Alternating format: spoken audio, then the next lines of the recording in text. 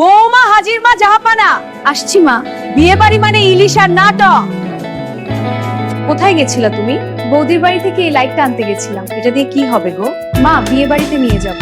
কেন? শুনেছি মেনুতে ইলিশ মাছ আছে, কাটা বেচে খেতে হবে না তো? মা কি যে বলেন, আরে লাইট লাগে নাকি? মোবাইলে ফ্ল্যাশ লাইট তো আছে। বেশি কথা না বলে তাড়াতাড়ি রেডি হন, খাটে পেরে এসেছে।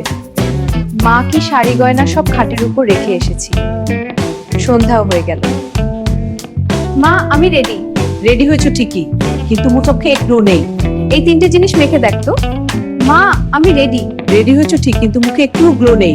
না হলে আমি কি করব? তিনটে জিনিস মেখে দেখতো। কেন? শুনেছি মেনুতে ইলিশ মাছ আছে, আটা রেচে খেতে হবে না তো? মা দেখুন তো আমাকে কেমন লাগছে। ভালোই লাগছে, কিন্তু তোমার জন্য আমার কাছে একটা জিনিস আছে।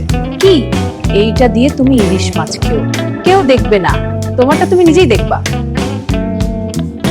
কি? ইলিশ প্রেমী হলে লাইক দাও। এরকম কমেডি পেতে সাবস্ক্রাইব করো।